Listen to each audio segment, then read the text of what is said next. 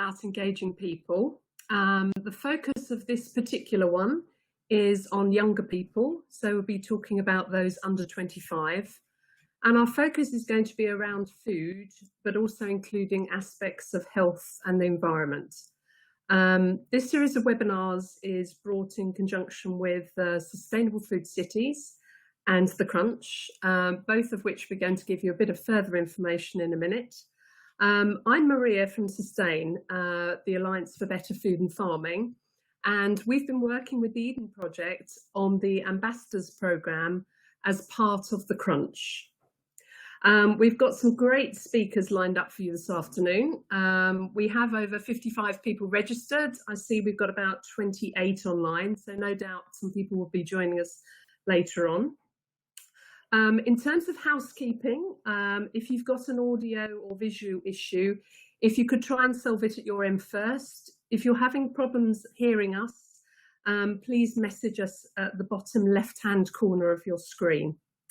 At the end of the session, we've got some time for asking questions to all the speakers.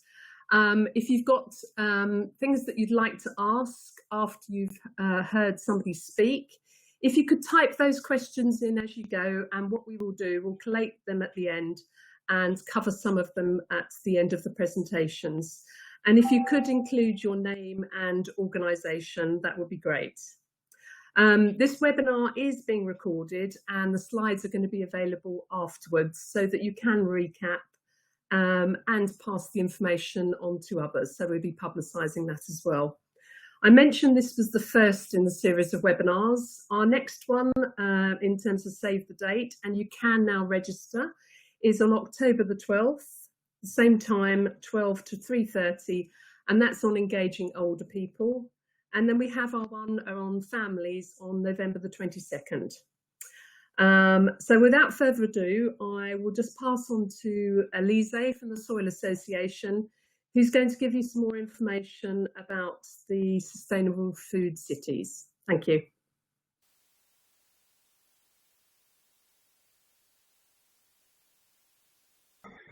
Thanks very much, Maria. Hi, everyone. So my name is Elise. I'm a project officer for Sustainable Food Cities. And I'll just be giving you a brief introduction to SFC. If you can't hear me, or if you have any issues, as Maria said, please try to write it in the chat box to send us a message. But the recording will be available on the SFC website. So worst comes to worst, you can always catch up afterwards. Right, okay, I hope that's a bit better now. So the sound wasn't great. Let me know if there are any big issues. Okay, I'll start. So the Sustainable Food Cities programme has been running since 2013. Oh, okay. Right, I'm just gonna. Is that any better? Can you hear me? Yeah. Okay. Right. Great. Okay. Right. I'll start again. So the Sustainable Food Cities programme has been running since 2013. And when we started off, there were only about 3 or 4 places around the UK who were really adopting a holistic approach and with multiple stakeholders and trying to put food, at the heart of local priorities.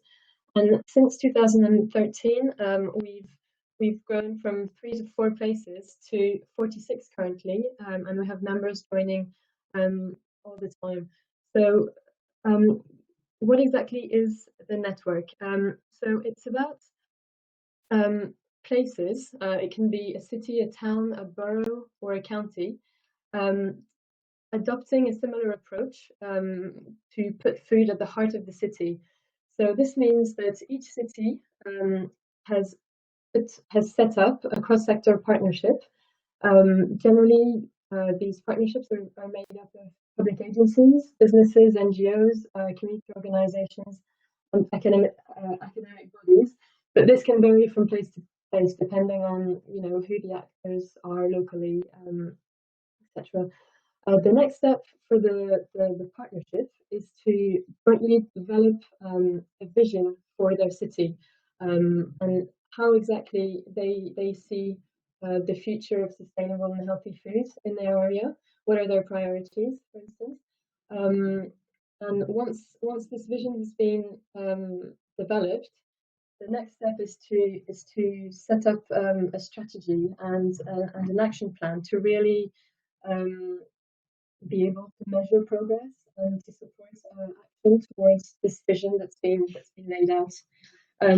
So this is what every city of the network has set up so far, and each city is at different steps of the journey, but all going towards aiming towards a similar goal. So what the network has established to try and support cities in this journey is a set of So it's a set of key issues that's aimed at guiding cities and trying to have a holistic approach to food in an area and try and focus on every single aspect. If you go, okay, I hope you can still hear me. Right. Is that any better? I'm trying to. Can anyone hear me? Yeah, right. Okay. Sorry about that. I'll carry on for now. Right. So if you go to our website at sustainablefoodcities.org, you'll see that each of these key issues is broken down into 8 actions, 8 examples of actions that cities can put in place in order to on their journey towards becoming a sustainable food city. This is just guidance, so there are lots and lots more things that a city can do, but this is to sort of try and shape what is possible.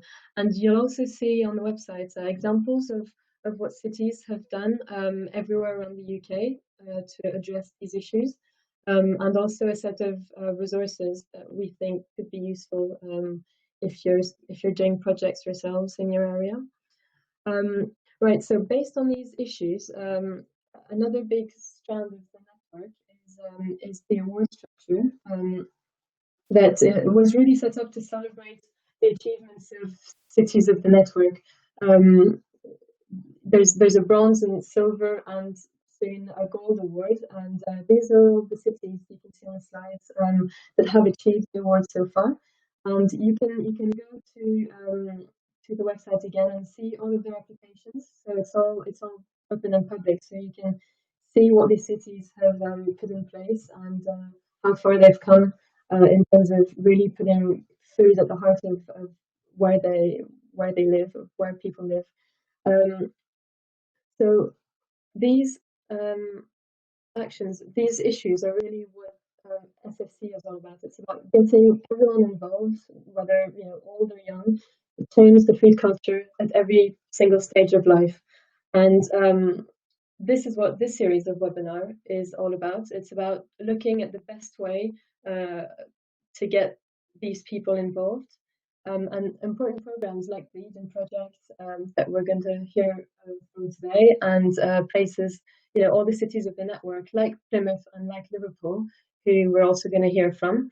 I mean, they're all working in different settings and with all age groups to further their agenda. Entry and exit chimes are off. Really great. It's really great that we can hear firsthand from them today on their experience in engaging young people. So thank you very much, Ian, Bran, Tess, and Lucy, for accepting to take part in this webinar. And thanks to Maria as well for suggesting the idea to set this up. And I'm going to pass over to Maria again now, just to follow up. Thank you.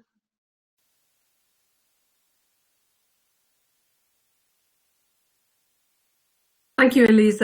I'm just going to say a few words about the crunch. Elise, are you going to change the presentation? Thank you.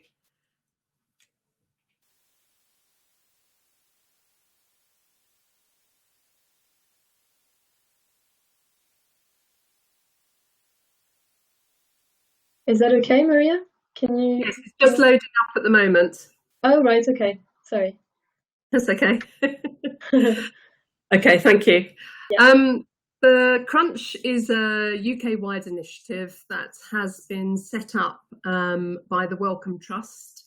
It's an initiative for all ages, and it's really about making those connections between our food, health, and our planet in terms of making life better. And it came out of another Wellcome Trust initiative called Our Planet, Our Health. And there is a whole gamut of information. Oh, sorry, I seem to have lost a few slides here. Elise, I'm missing a few slides on this one. Sorry, Maria? There was 5 slides on my thing. Never mind, it doesn't matter. I'll run through it. We have, there are 4 main streams to the Crunch.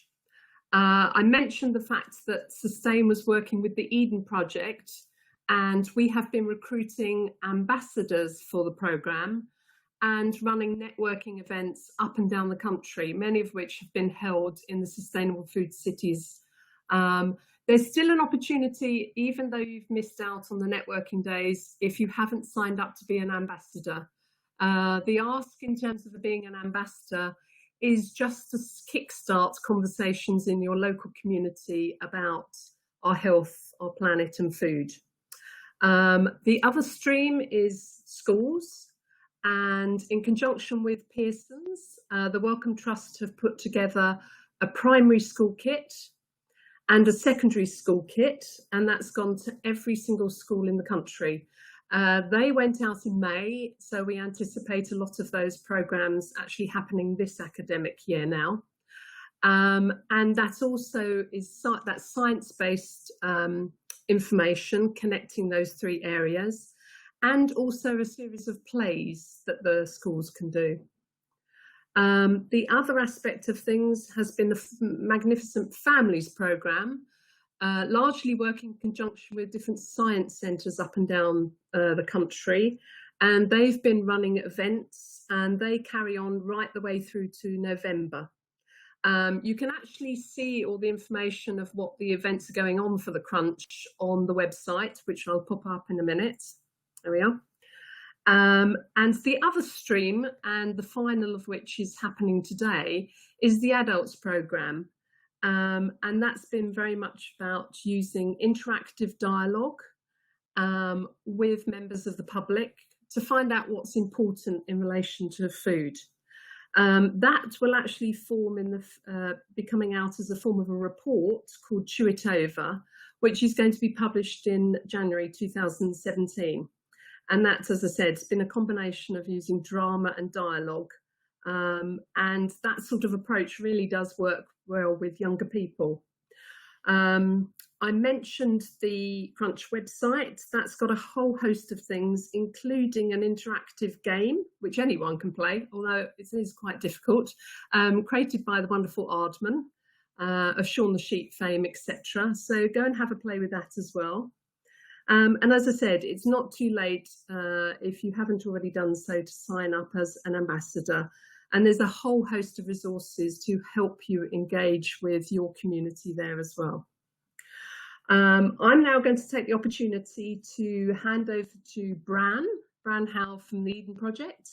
And he's going to give us a general intro about why engage with younger people and some top tips.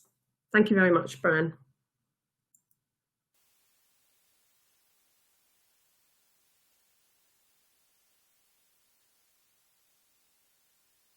Bran, it's unmute yourself. I don't seem to be able to do it on my end. If you can just click on the microphone that's just beside your name.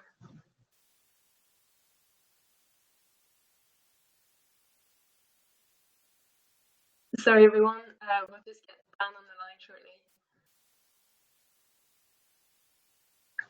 shortly. Bran, if you can click on the microphone that's just beside your name, that should unmute your microphone.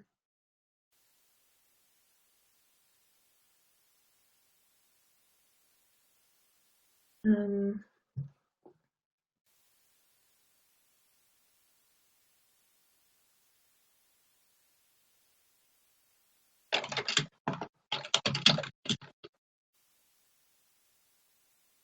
okay, Maria, I think maybe I think maybe we could switch around the speakers, possibly. Yeah, If we're sorry having... everybody. We've got a bit of a problem in relation to connecting with Bran at the moment. Everything was working swimmingly before we started. Yeah. I think what we'll have to do, Bran, if it's okay with you, obviously he was doing this sort of general intro. I think so we can avoid wasting time, and hopefully we'll have Bran back with us in a few moments. We'll move on to the team at Food Plymouth, and that's Ian and Tess. So I'll hand over to you if that's okay. Thank you very much. Okay, Ian and Tess, you should be unmuted now. I'll put up your presentation now. Thank you. It's Ian here. Hello, everybody. I can hear you too. Okay. Okay, so we'll just wait a minute for the presentation to come. Right, And it's we'll on go its from way. there. Yep. Okay. So that's good. I'll start talking about Food Plymouth to give you some context, if I may first. And it's brilliant to be involved in this presentation.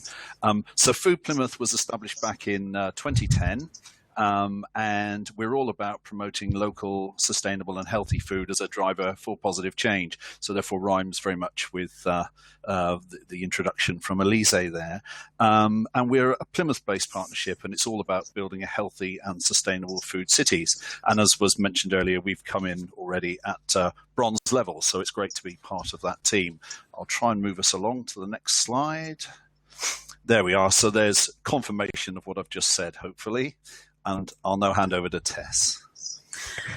Hello, my name's Tess Wilmot, and I'm part of Dig for Devonport. And as part of Dig for Devonport, we work with Food Plymouth, and it's been a fantastic network to work together. Dig for Devonport was set up in 2009, and one of our key events is our Always Apples Festival, which is every autumn during half term. Here's some pictures in 2009 when we were asked to do some work making a new estate in Devonport, which had a lot of change, a lot of new building, and we were asked to green it up. And we decided to green it up with edible food. Partly because the food, if it's edible, people get something back from it, as well as looking after the plants. These pictures here, you can see lots of young people helping. Obviously, planting is a fantastic way to engage with people, and children loved it. And the second picture on the right, you can see me talking with the young people, showing them edible flowers. And we're actually eating daylilies, which are one of my favourite edible flowers in the middle of the summer. And you get children saying, "You can't eat that," and it's a great way to sort of break through their boredom with food and actually get them thinking about things. If you can sort of surprise them and get them excited about eating edible flowers or washing their hands with soapwort, or lots of other sort of little tricks you can sort of bring in to sort of get them interested and get them involved. As this 2-year project went on, we designed the Always Apples Festival to be a celebration event, but also to carry on the teaching of what to do with all the fruit trees that they were planting and the fruit, and also to harvest trees that weren't being harvested locally. So we've done that now for 7 years, and it's very much aimed at young people and families with around growing and also creativity. I think creativity is really, really important.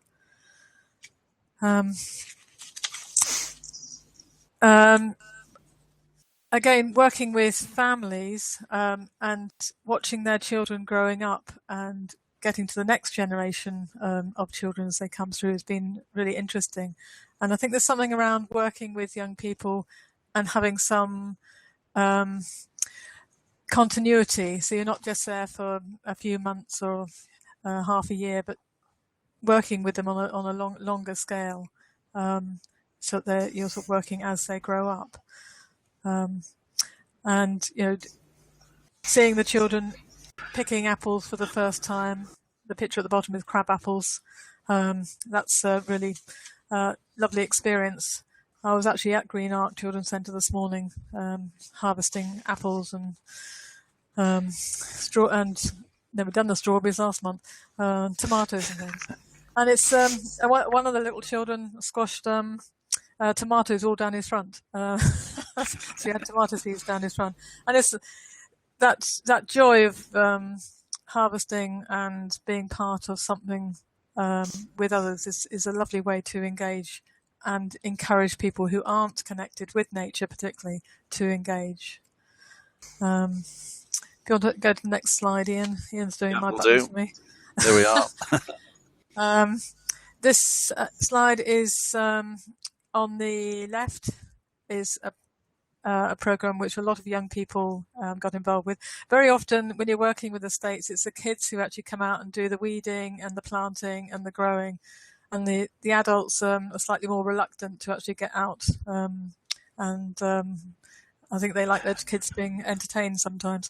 But this picture really shows how all the children actually got stuck in and helped plant a whole load of fruit trees outside a new building, and we did a lot of edible landscape planting around this building. That was 2 years ago. We're just coming to the end of a 2-year project with them.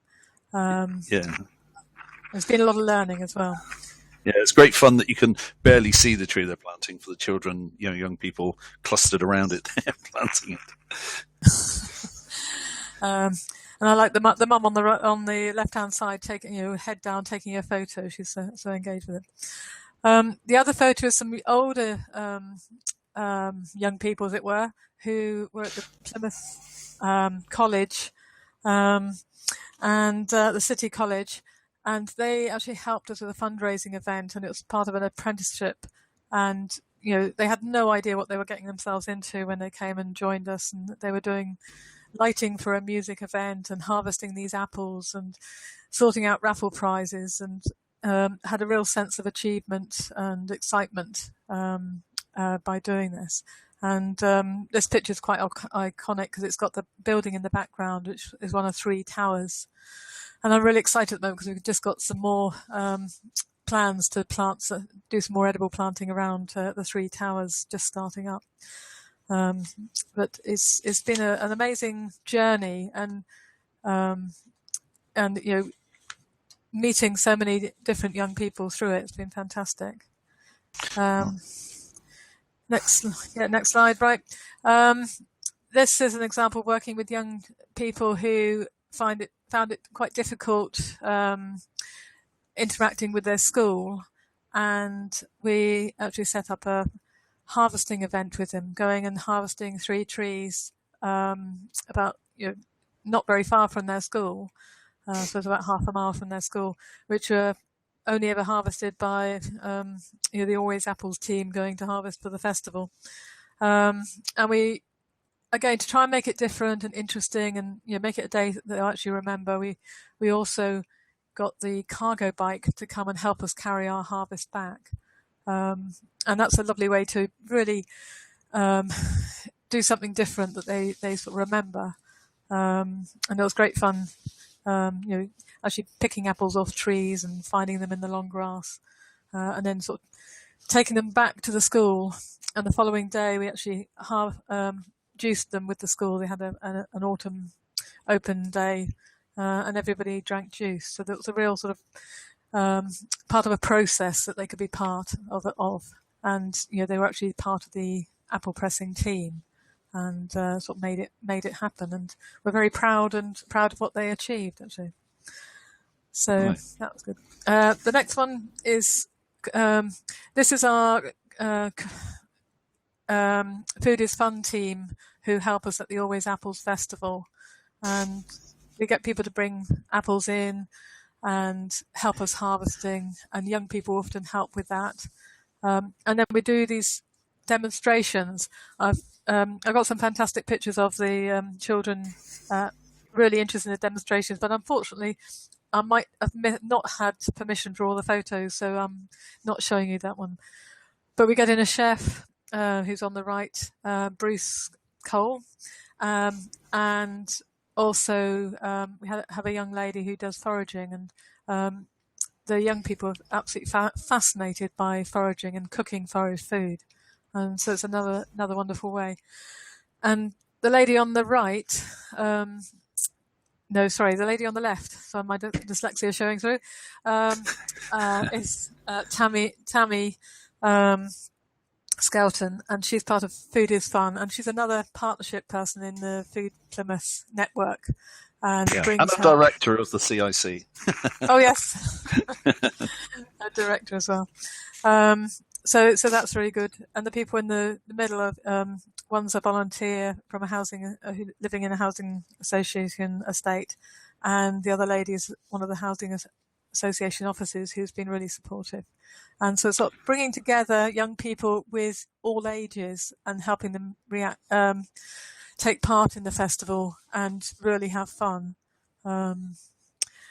It's great fun.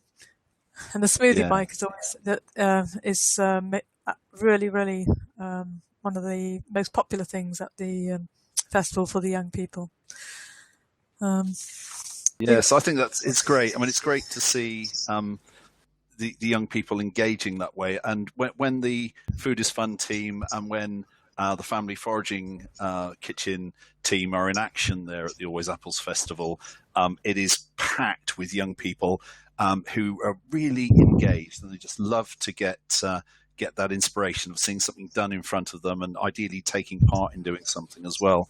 It makes such a difference, and it's great to see. So I think this idea around food, health, and the environment coming together around the apples comes off really nicely there. Tess earlier touched on creativity, and numerous examples there of things which have gone on which are a little bit different that make the events memorable. We've got 3 Crunch ambassadors in the Food Plymouth network that I know of.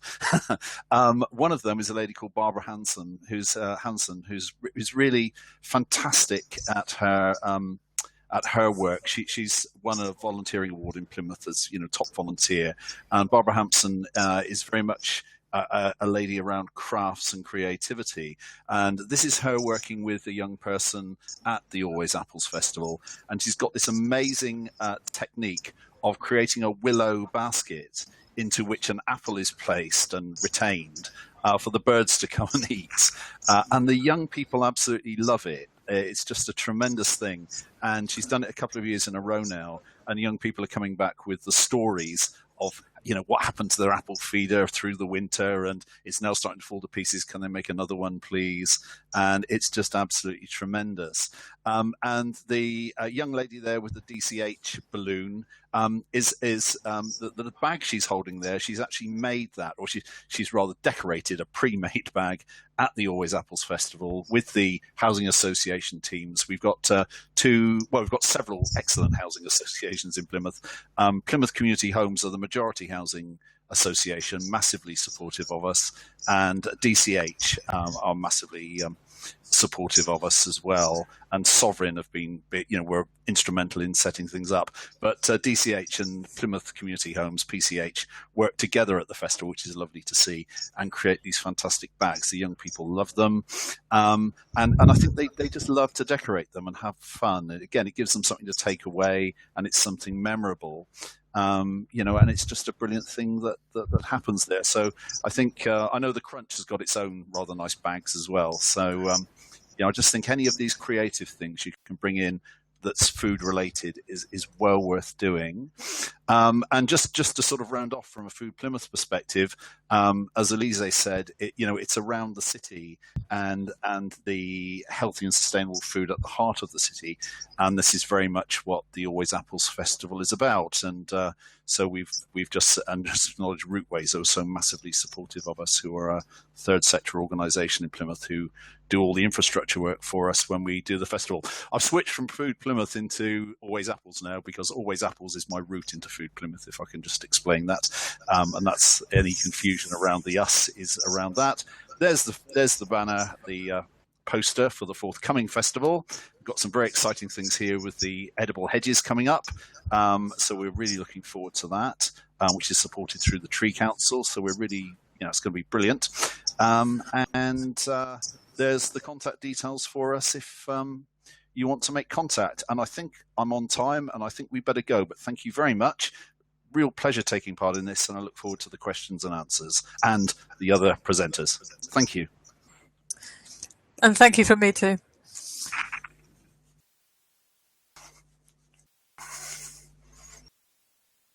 Just like to say a big thank you to Tess and Ian for that very inspiring presentation, and really great to see some of those ideas and engaging ideas actually in action.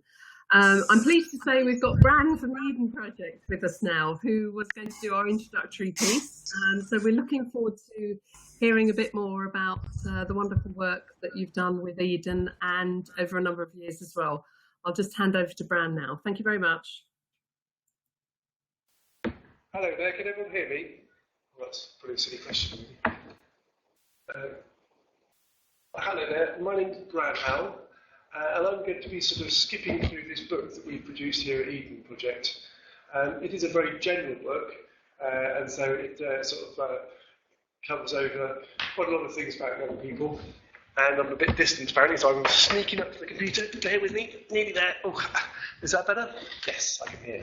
Cool. Okay, so I was asked to talk a bit about myself, which is no problem ever. I used to be a primary school teacher, and I actually grew up and worked in Plymouth, and I did a lot of youth work and community work and regeneration work and stuff like that. So this book is a sort of amalgamation of lots of different sort of opportunities to work with young people. And like I say, this book is a sort of a guide for people to start when they're thinking about working with young people. So I'm going to try and sort of skip through as much as I can without babbling too much.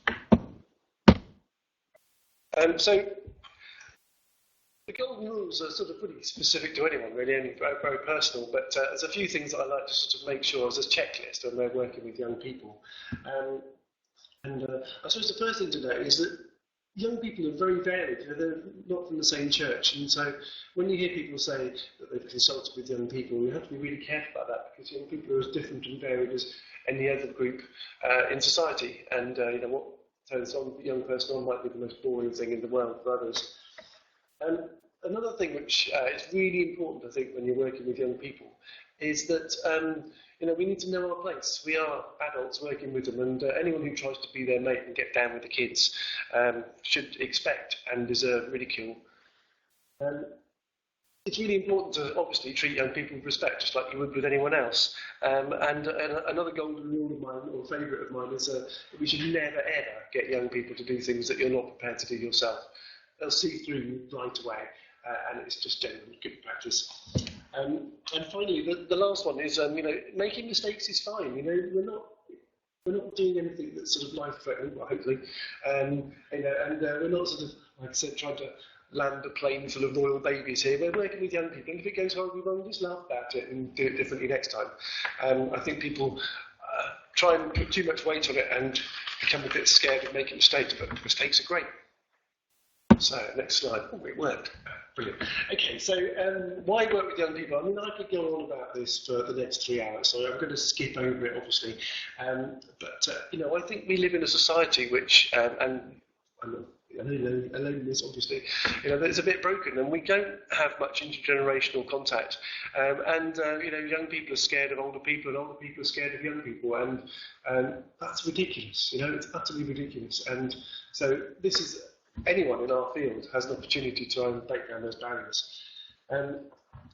It's also really important that young people have a stake in the future and their communities and their spaces, just like the previous project. If they don't have a stake in it, then why should they care about it? And how can we get people to sort of think about it in the future? And finally, and I know I'm skipping through this so quickly, but finally, young people are brilliant. They cheer me up every time I work with them, and I've been doing this for, I don't know, far too long, and people ask me why I'm so, get so miserable about, why don't I get miserable about the way the world's going and stuff, and actually, it's young people that make me sort of cheerful and positive and realise that actually, if we can produce young people as good as that, then the future should be great. So, that basically is skipping through why I think young people should be worked with. And I'm sure every single one of you can come up with another brilliant set of reasons. So I'm going to move on to health and safety. Now, health and safety is the thing that is used by everybody to stop all sorts of great ideas happening. I've been lucky enough to work with the health and safety exec, and they are very keen to point people to their website, health and safety. .gov.uk, and on there is a Mythbuster section, which is a brilliant and quite entertaining read. It shows lots of sort of the health and safety myths that are out there and tries to debunk them. But health and safety hasn't really changed, or the rules haven't really changed since I think it was 1974. But society has, and we need to sort of address that balance, because taking risks is vital. Taking risks is really important. I mean, it's fun. It also teaches an awful lot. Of things that you can't learn from a book, and this thing about risk is, it's part of life. We can't take risk away from people, clearly. I really advocate getting young people to write their own risk assessments. It's a really great way of engaging with young people and giving them sort of the power to sort of control their own events and trips and stuff like that.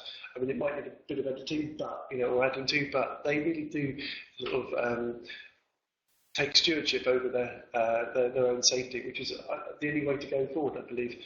And also, the other thing to talk about is risk-benefit analysis, which sounds very grand and full of big words. But basically, risk is great, risk is good, and providing it's not a ridiculous risk and is a controlled risk, then there are huge benefits involved. So, taking these young people out into the moors, the teachers weren't keen at all. And the kids were all sitting there doing maths again by the time we arrived, because they decided they'd cancel it. And we persuaded them not to. And I've met a teacher recently, and they're still going on about the magic of that day. Most of those people had never been outside.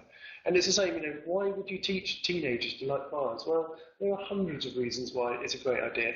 And so, this looking at the benefit of risk, and not just at the risk itself, is a really, really important part of my job and anybody else's, I believe. So, the next slide, I hope. Yes, child protection. I was asked to talk about this, and again, this is a subject that people may, study for forever, really, and it's really important. But basically, if you're working with young people and you see something that's concerning you, then it's your responsibility as an adult, as a member of society, and as someone who works with young people, to report it. It's ever so easy. You will watch the local authority and every social services websites, which will direct you in the right place. It's really important that we kind of talk about this stuff. We can have the best policies in the world, but it is mainly about culture. And if people feel they can't stand up and go, hang on, or I don't agree with that, without some sort of consequences, then we're not in the right place. We should be able to talk openly about this stuff and challenge things we don't like. And no amount of decent paperwork or huge forms or a really comprehensive policy will help that. So it's not just about writing policies, it's about us working together and being open and honest with each other. And I just wanted to quickly talk about DBS, because I am fed up with the amount of stuff I hear about DBS, or as it was, CRB checks. Many people, including schools, and sometimes all sorts of people, will tell you that you need a DBS check to even look at a young person. Well, it's just not true. Unless you're working unsupervised with a young person, and unless you're working on a regular basis, i.e. more than 3 times a month, you don't really need a DBS. And the problem with this is, there's 2 problems with it. One, I think that people do your DBS check and think it's okay. I worked in a school where they insisted I had a DBS check, or brought my DBS checks, even though I am the child protection officer here at Eden. And I did all my workshops, and at the end of the day, they left me alone in a classroom tidying up while the year 6 girls came in and got changed for football. That's just wrong. That's really bad practice. The other thing to point out is with DBS is that only 10% of all the convicted paedophiles have actually previously offended, which means 90% of the people we're trying to target with this aren't picked up by the system. So we must never look at this DBS as being a thing that means that we're working safely with young people. It's got to be part of a bigger picture. Oh, I've accidentally moved on, and here we go. So working with young people. It's easy for some, it's not so easy for others, but there are a few things that everybody needs to do.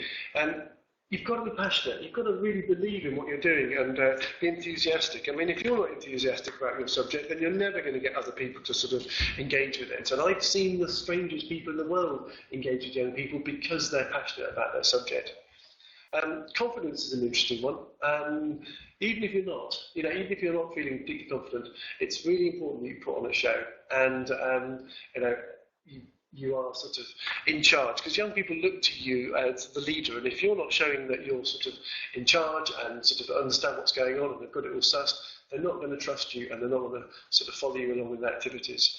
And I think playful goes with that, it's hand in hand, we all like to play, we just need a bit more excuse as we grow up, I think, and so any opportunity to lighten the mood or dress up or invoke games that involve lots of bling or running around are always popular with engaging young people and adults, to be honest. So those three words kind of sum up what I would recommend for working with young people. I mean, clearly, I could talk about it all day. I'm in a bit of trouble with my computer here. Schools. Working in schools as an ex-teacher and as someone who goes into schools an awful lot, there are quite a few things that we could talk about. But it's really interesting. The rules of school are very different to the rules of the rest of the world. Teachers set boundaries and young people try and step over them. If the teachers don't set boundaries or allow the young people to step over them without any sort of consequences, then young people don't respect the teachers.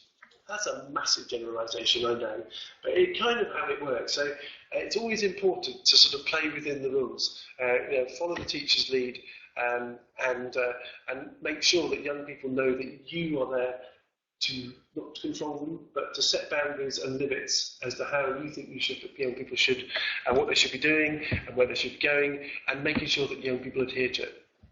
It's really important to plan. I love winging it when it comes to workshops, but obviously things can go wrong, and I always have a backup plan. It's almost essential, I think. Dividing it up, being explicit about what you're going to do, tell young people what you can do it, and then talk about what you've done. It's an old cliche, but it's really important. I like to vary the learning as much as possible, so being talked at is about as interesting as, well, I'm talking to you at the moment, but young people will last 5-10 minutes. Changing the way you sort of get messages across and you structure the session you're working with by activities and things like that will pay dividends. Make sure you're on time. Make sure that you don't overrun at the end of the session because it looks rubbish. If you do, and the young people will leave with the wrong sort of impression. And always have an extension activity. You'll always get one or two groups who will finish, I don't know, half an hour before everyone on the bus. And there's two reasons for that. One, they haven't done it properly, or two, they are absolutely brilliant and they've just done it in seconds. And so it's always important to give young people extension activities and make sure that they've got something to do, because they can be quite disruptive if you're trying to get the rest of the class to sort of knuckle down to something and they've allegedly finished. What's next? Who knows? Oh, youth groups. And again, I'm romping through this, and I'm sure I'm talking to people who know far more about this kind of stuff than me. But working with youth groups is a really important part of all our sort of control, all our community work. There's the uniform groups, the Scouts and the Guides and others, and they have some brilliant things going on. There's some really, really interesting sort of philosophies and ethoses out there, and there's some incredible work. But always remember that when you're working with like Scouts and stuff, they are generally volunteers and always very busy. It's quite difficult if someone comes up with a good idea. It's not like they're sitting around twiddling their thumbs waiting to see you. The group value around that outside any community are always an interesting group to work with, and nowhere near as scary as people think they are. Every now and again you'll come across people who've managed to hang on to their outreach youth workers who do this all the time. And it'd be worth watching how they work or working with them if you want to work with these sorts of groups. But also beware, because there are all sorts of child safeguarding issues, personal safety issues and stuff like that. These groups are hanging out with each other because they want to hang out with each other, not because they want to hang out with us as well. So it's worth remembering they are quite a difficult group to engage with, but you can, if you do, and when you do, it's brilliant. And finally, I don't quite know, but youth-led community projects are probably the sort of not ultimate aim, but one of the hardest things to do. Getting young people to come up with an idea and do something about it is extremely rewarding for everybody concerned and quite difficult. Change is always difficult, and getting young people to get involved in that is often quite a hard thing. I'm just conscious of the time. Now, consultation. I've done lots of consultation, and I can bang on about it for weeks. But it's really important because a lot of people consult with young people these days. It's becoming sort of fashionable. It has become fashionable, which is great. Except, of course, there are some really rubbish consultations out there,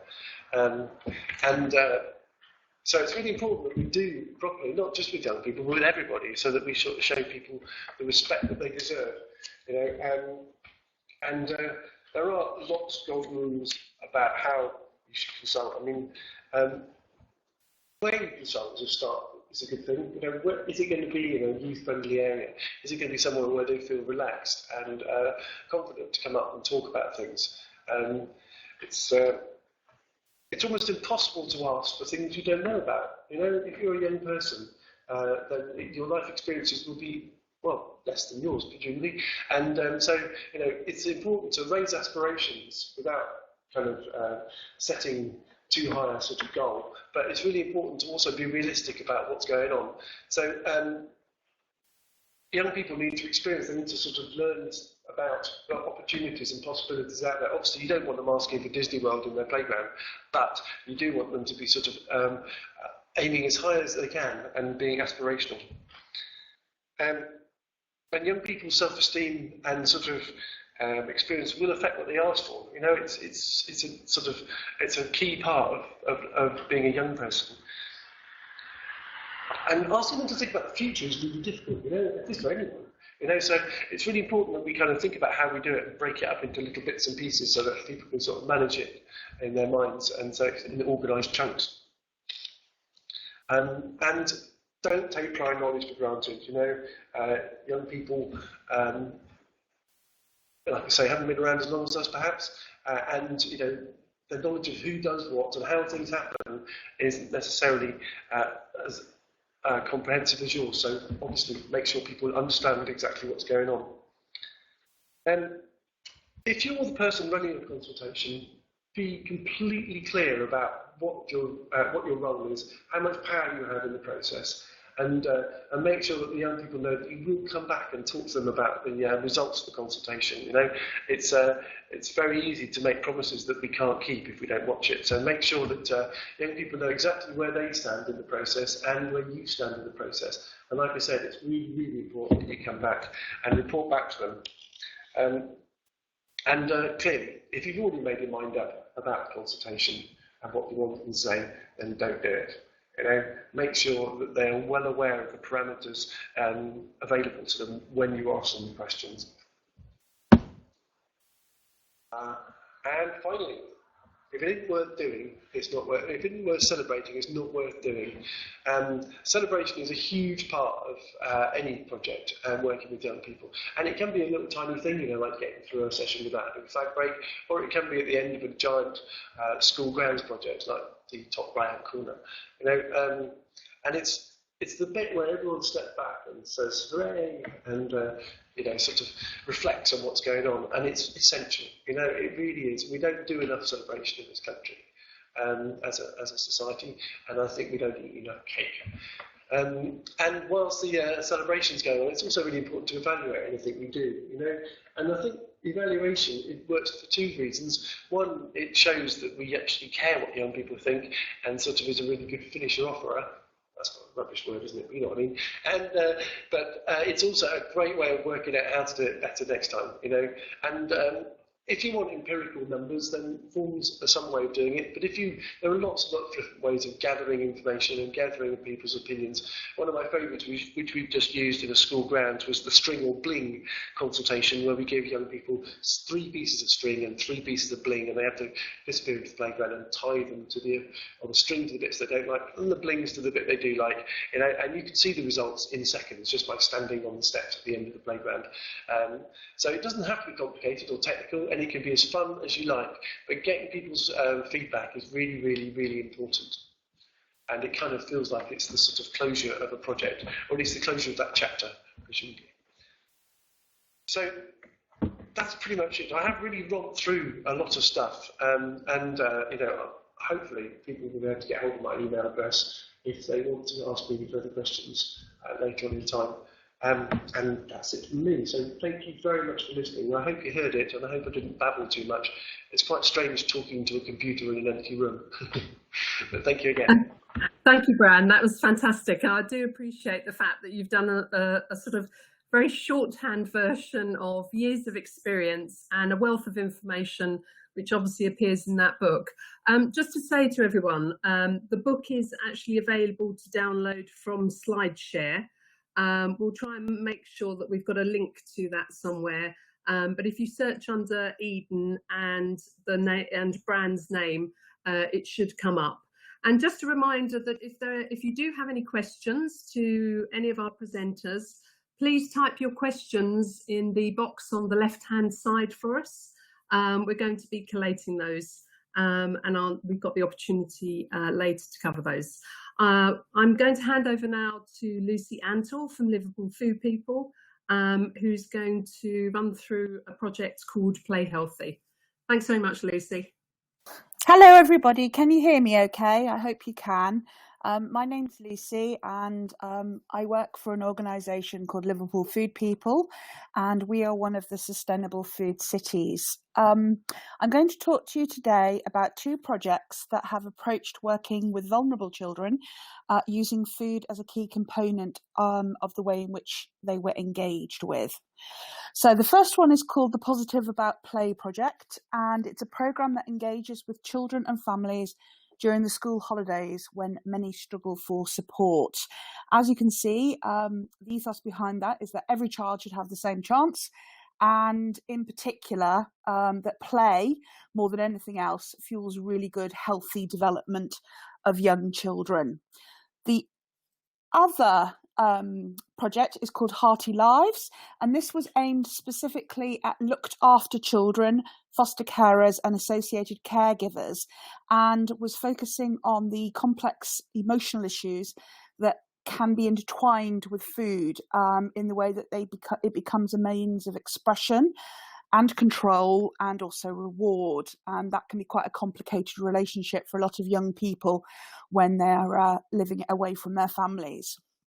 So to go on, we have the Play Partnership, which was created by Liverpool Charity and Voluntary Services, known as LCVS, and various partners. And the idea behind it was to give every child the same chance to succeed, and also to provide activities and support of healthy eating for children, and also to help the whole family be part of their community. There was a mix of funding, came from a variety of public, private and charitable organisations, and it was led by LCVS and the Merseyside Play Action Council. And they also work with FareShare, who provide some of the food that is used for the Play Healthy breakfasts and lunches. The reason why we felt it was really necessary to have something like this in Liverpool is part of the problem is that we've got approximately 51,000 children aged between 5 and 15 in Liverpool, but we also have 22% of England's most deprived small areas in our city. So that means roughly about 30% of those kids, which works out about 16,000 children, are actually living in some of the most deprived areas in England. And it was felt that all children really needed some opportunities to discover and actively engage with the world around them. And in particular, for children from disadvantaged communities, the opportunity for free play can be very limited, which could be due to lack of space, resources, the challenging environments in which they live, or just simply home circumstances. As part of this presentation, I'm going to refer to play schemes, and they are the ones that the Positive About Play has supported. They're all different sizes, they're all over the place in Liverpool, but each of them has the same ethos of providing children with the chance to play and learn together with a bit of adult support where required. We have issues also in Liverpool where we've got economic factors which have disproportionately affected some of the councils operating within more deprived communities. So the sort of resources are disappearing, the trained staff are disappearing, the community environment is also becoming more and more challenging. And so the Liverpool Fairness Commission in 2012 had commented that there was an acute danger that those with the least will thereby suffer the most. And this was something that led to the Play Partnership being set up. In 2012, the LCVS identified an increase in requests for help to support play activity, and they did a bit of consultation to find out if other funders and other play providers were having the same issues, and the answer was yes, they were.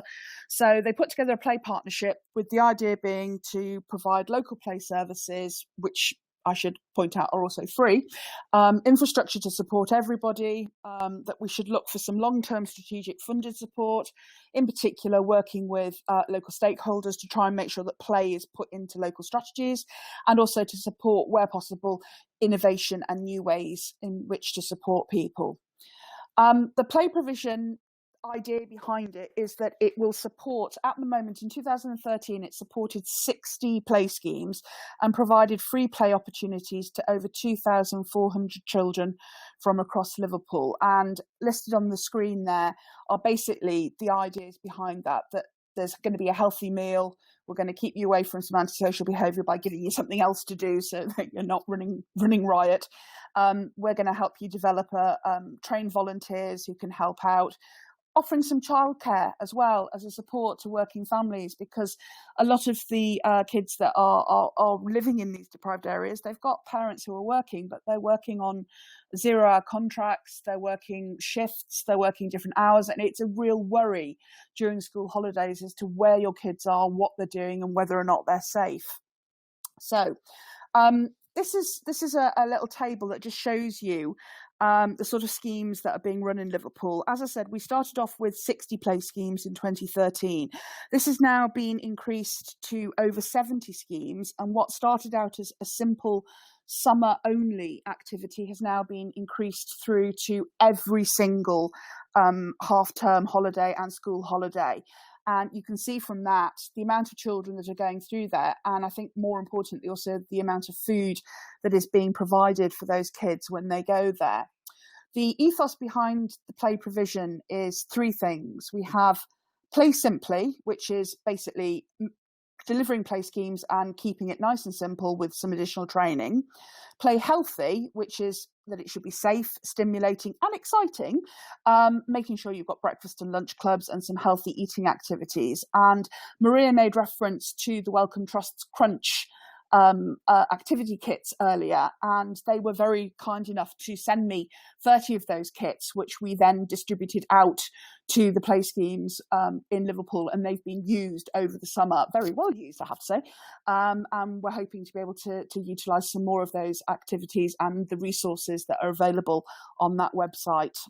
And then finally, the third element is Play Advice, which is where we also bring in people from places like the Citizens Advice Bureau who can help support families, because quite often the kids that are coming to these play schemes do also come with their parents. And the idea is that nobody gets turned away hungry, so families are also being fed when they come along to these events and are given a bit of support and some sort of like way of feeling that it's a place that they've got as a safe space as well. Oops, trying to move on. I've just done two case studies here just to explain a little bit about how working with young people and also using food can sort of really help someone. This family have got 5 siblings aged between 4 and 18, and the 3 youngest were referred to the play scheme from the local school. The family's quite isolated and don't have any other support, and being recommended to the play scheme gave those children the opportunity to be children again rather than caregivers. Taking them away from the stresses that they face in their home life has helped them to grow, make friends, and secure some relationships. In particular, the 3rd child, who is a little girl, who's taken on the role of mum to the 2 youngest, was very withdrawn when she arrived, played by herself, and didn't really interact with anybody. Her 2 siblings were much better at interacting, but she would then come and kind of take over the mum role and try and look after them, and it all got a bit tense. But since being at the play scheme, which they've attended every day through the holidays, she's developed into a really friendly and confident child, and she's actually even been taking part in talent shows. And she's doing really well. Her confidence and self-esteem is massive. And the best thing is that because they've been fed properly and they've been enjoying their food, it also means they are much more physically active than they used to be. So that is working really well for them, and it's something that, you know, we're really pleased to see. The second case study was a single parent family, which is a dad and 3 kids. He goes to work every day. He's one of the families who are earning minimum wage, working various shifts, etc. He doesn't speak English very well, and he had issues whereby he was having to leave work early in order to pick up the children from school and from the school holiday clubs, and there was a danger that he was going to lose his job. So the play scheme that they were referred to arranged to pick up the children at 4:30, so they take them after school to make sure that dad doesn't leave his job. And they've also managed to find some activity for the 15-year-old boy. He's the eldest of the family. His 2 sisters are 5 and 11. He doesn't have very many friends. He's quite isolated as they're a resettled family. And he'd been starting to get into a bit of trouble in and out of school, fitting in with various groups and, you know, trying to be the hard man and all that. So again, working with the play schemes, he was given an opportunity to join in and volunteer and keep him sort of out of trouble and getting involved with other things. So this is a result whereby without the support of the Breakfast Club and the play schemes, dad might have lost his job, or the elder brother would have ended up taking on a carer's role for his younger sisters, which isn't really great for anybody, including him. Sorry if I'm rattling through this, but I did write rather a lot. Okay, Hearty Lives. This was a 3-year project which ran from July 2013 to 16 and was aimed specifically at children in care aged 11 to 17 and their carers. And the idea behind it was to research into the health of children in care and looked after children, to provide some support and training around healthy lifestyles, and also to reduce the risk of cardiovascular disease by actually focusing on healthy food and physical activity.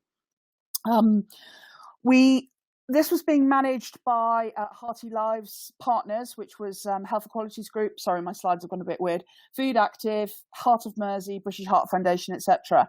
And this came about from the fact that looked after children quite often have a very high level of health need, which is due to the impact of poverty, neglect, chaotic lifestyles, abuse, poor parenting, etc., which has characterised their early life before they go into care. And while there is a lot of research and a lot of attention that focuses on mental health and behavioural issues, they don't tend to actually follow that through to look at what food is being eaten, consumed, and what the child's relationship with food is as well. So the idea behind this was to start looking at that.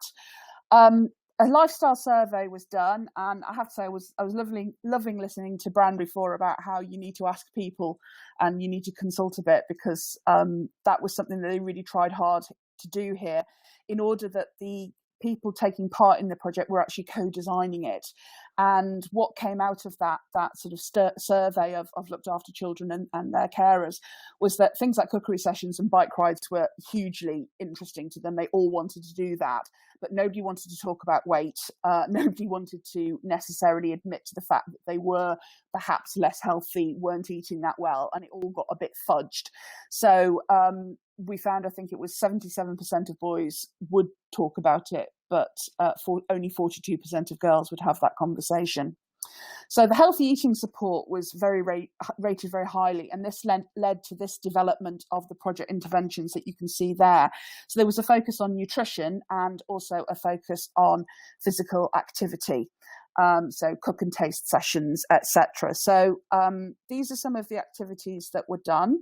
And this is a quote from a child who attended one of the cookery courses. I hope you can read her handwriting. Oh, don't worry. I particularly like the bit where she said, I personally enjoyed how to cook in the group and how to make some meals and cook healthy. We then have some more examples of activity. They did food growing. They also did an accredited nutrition course, which was specifically aimed at the carers. They did bike rides, which were managed through Mersey Bike. And this was creating bike rides for both the children and the carers, and also some bike leader training. And I've got a couple of quotes here from some of the foster carers. And what we felt was that the main achievements from all of this were that over 210 people got engaged in health interventions. Food became recognised as a safeguarding issue. The importance of food and health promotion to children who are in looked after situations, and also the very important involvement of participants in projects design and development. I've got one more quote from a foster carer, which I thought was also quite good.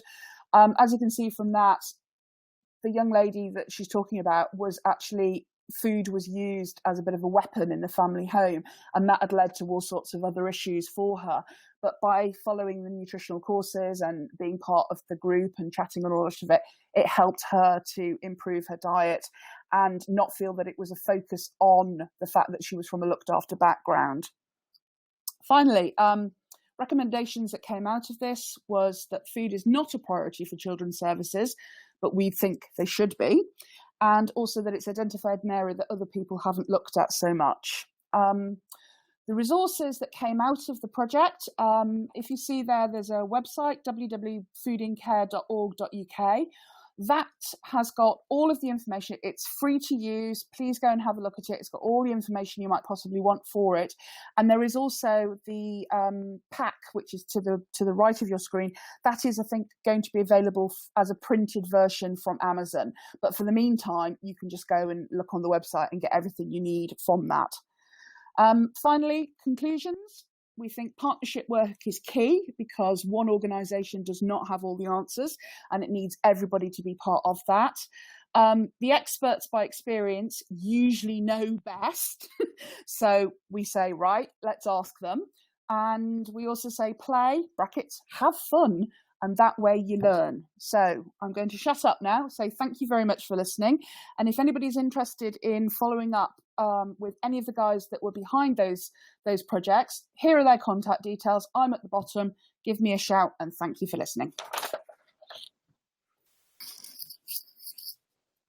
Lucia, just a big thank you for covering such an amazing project and one that's covered a breadth of different areas. It just shows you what impact food has on families, especially those in very deprived areas. And it's just an absolute amazing project. Hoping that we'll get some interesting questions for you at the end of it as well. You're welcome. I'm just going to move swiftly on just to give you some further information about Elise, could you move on the slides for us, please? I think my screen's taking ages to load up.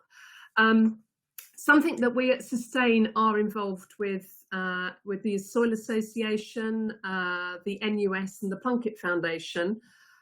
This is called Our Bright Future, and this is an initiative to help student-led food enterprises. So I thought it was worth mentioning here in relation to engaging younger people. There's several different areas to this, and it's about having 67 new student-led social enterprises over the next 2 years, and there is appropriate funding that goes along with that. That includes farmers markets in conjunction with the Soil Association. We at Sustain, my colleague Tilly is looking after the food buying groups, veg bags, veg boxes, preserve making, etc. The NUS are looking after small food enterprises, and the Plunkett Foundation about some larger food enterprises there as well. These are all been designed to improve the understanding of sustainable food issues, help improve obviously employability as well, and get students to feel better connected to their local communities and to make those more resilient by having these links with local food enterprises. These are the different rounds. Obviously this slide is available. I'm not going to run through it, but these are all the different rounds for applying for some of those funds, which is obviously relevant. And in terms of who's eligible, that's university, college students, and staff, and also community members, but obviously it's got to be led by students. That's the most important thing. But it's such a great initiative to bring this all together. And there's a few contacts there, and there's information also available on the website of Student Eats. So if that's something you're interested in developing, having a look, working with the local community, working with students, please go and have a look there anyway. Right, now is really the opportunity for you to ask questions. Let's just see if we've got any questions coming through at the moment.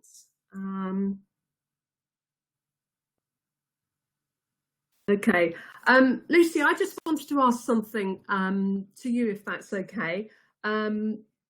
It was such a broad, I mean, obviously you covered 2 projects there, but I was just interested in terms of where the funding for those particular campaigns actually came from, because I know that they were done obviously in partnership with different people.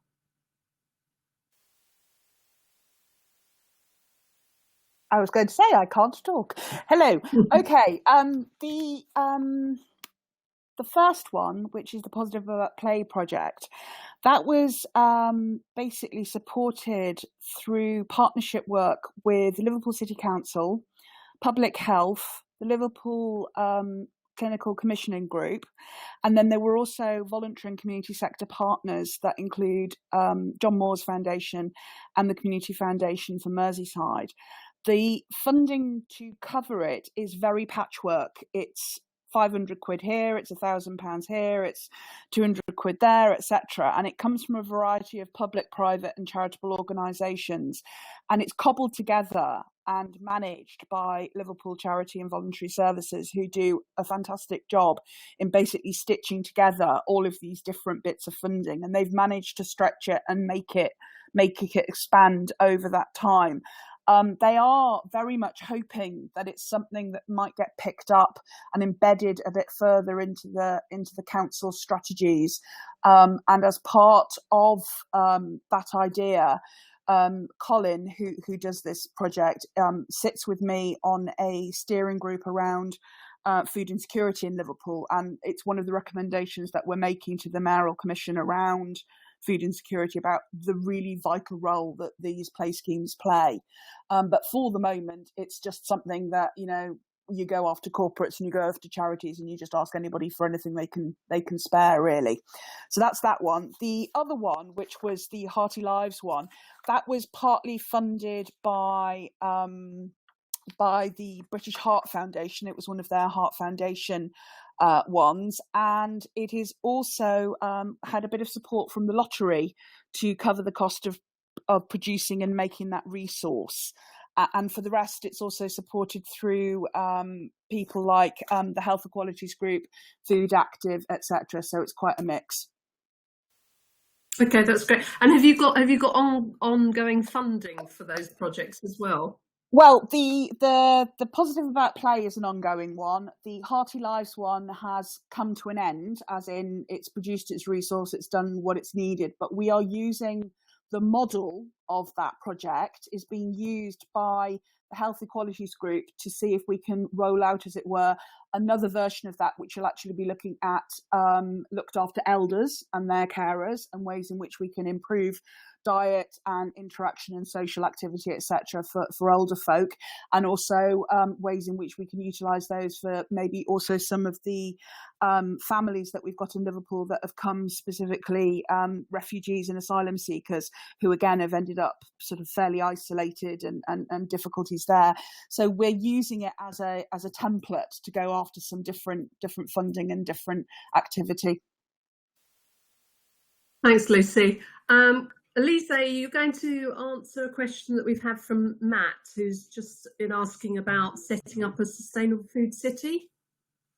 Yes, hi, can you hear me? Is Yes. that all right, Maria? Yeah, okay, great. Thanks, Matt, for your question. I think probably, I mean, I see Ian has offered to have a chat with you about Food Plymouth, and that's great. That's probably one of the best ways to start, is to discuss with others. I think one of the closest to you is probably Sustainable Food Cambridge, so maybe you can have a look on the website to find their contacts. It's Sedley who's the main lead there.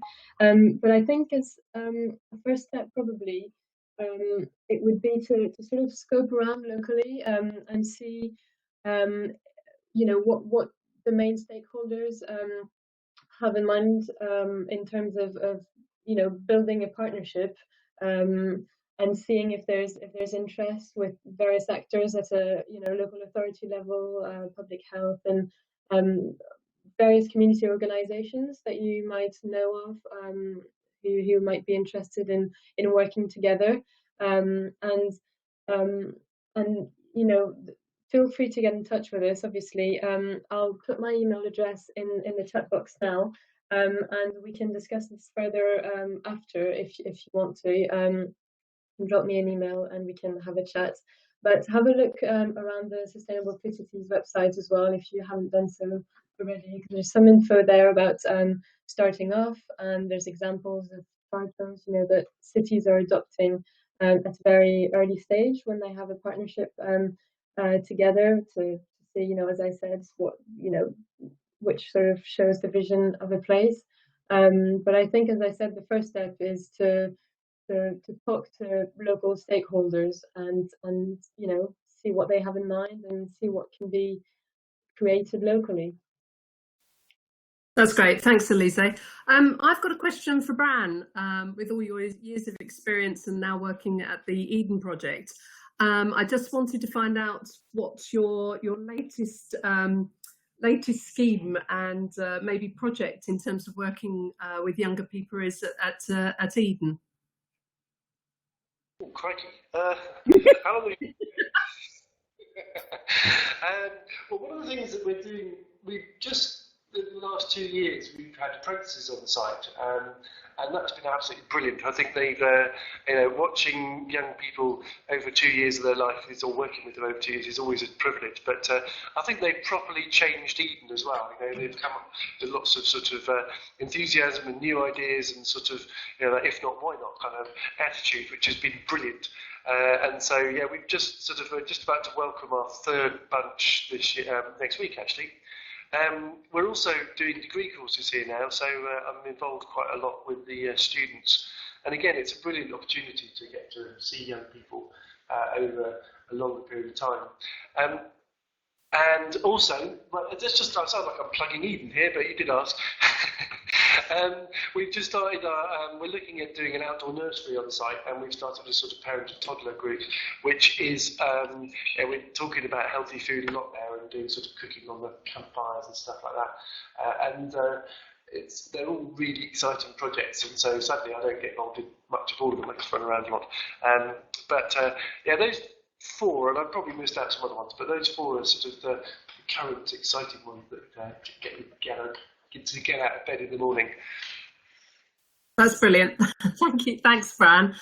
Just a quick question to Tess and Ian. Obviously, we're in apple season at the moment, and I just wondered, has the festival actually happened this year?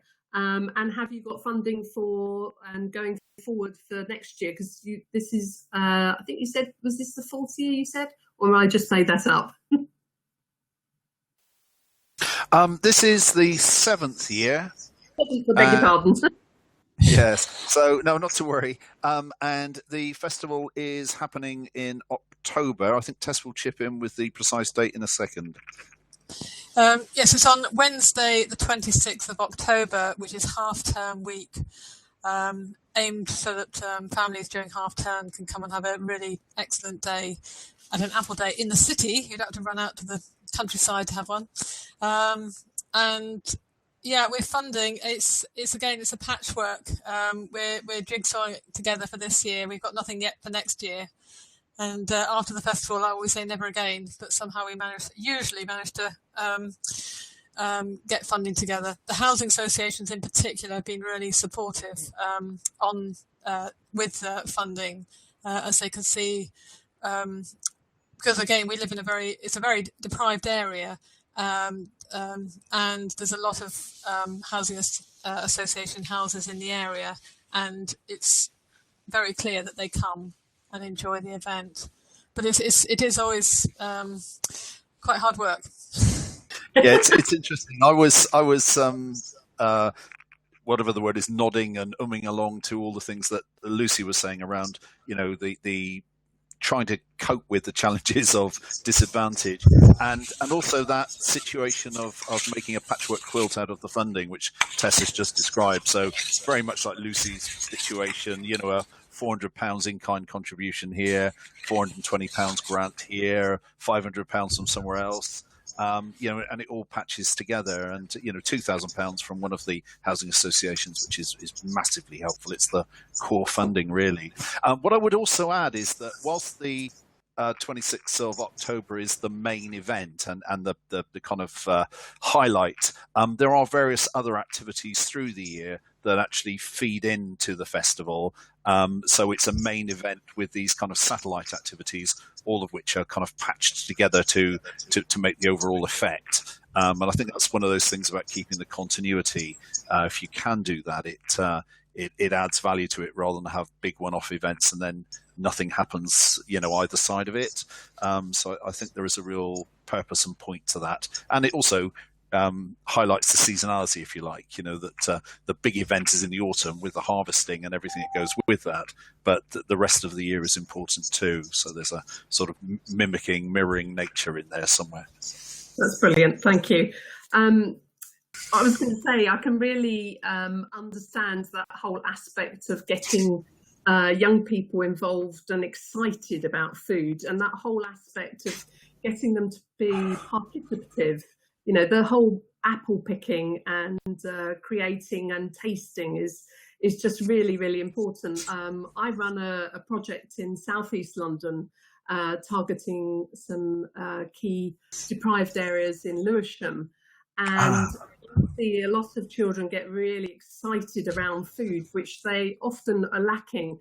And going back to one of the brand's points, that whole aspect of actually building a fire and actually cooking. I've got a lot of young people to try a lot of vegetables, which they wouldn't even touch. But the fact that they're actually involved in the preparation, cooking, and then being able to eat it as a group, there's that sense of sort of achievement as well. And I think it's not used.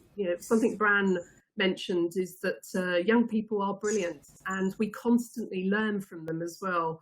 I found it a real joy working with younger people, and it's interesting that you also I think Tess mentioned about Ian mentioned about the smoothie plike. That's been a key part of the Families programme for the Wellcome Trust, for the Crunch. That's been something that's been used a lot of the key science centres as well. I think it ends up less smoothie and more lumpy, to be quite honest. I think this whole aspect of actually getting younger people actually involved and planning for the future. But that whole aspect of sort of play and creating something memorable, whether or not it's around food, health, or the environment, is really important. And again, a key word that kept coming up was creativity, and that element of surprise, making something memorable, and then also being able to celebrate it as well. I think that's so important. But the key things that kept coming up about co-designing things, working in partnership, and most importantly, involving the younger people in the actual programs themselves. And I love Bran's idea. I've really taken that away about getting younger people to write their own risk assessments. Absolutely idea. Anyway, I'd just like to say a big thank you to all the presenters this afternoon, and a big thanks to Elise for really pulling this all together on behalf of the Sustainable Food Cities. As I've mentioned, Bran's book is available to download from SlideShare. There's more information about obviously the projects on individual websites and contacts for those involved in Sustainable Food Cities. If you go to the website, you can search for the local area, you'll find the contacts there as well.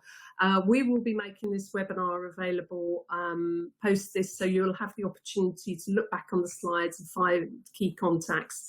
And if you've got individual questions following this, you go away, those contacts will also be available. So just a big thank you to everyone, and I'd like to call the meeting to a close. And just a reminder that on the 12th of October, we've got our next webinar on engaging older people as well. Thank you very much, everyone. Brilliant, thanks. That was tremendous. Thanks, everyone. Bye. Thank you. Bye, everyone. Thank you, everyone, for joining. Thanks. Thanks, guys. Bye. Bye, Lucy.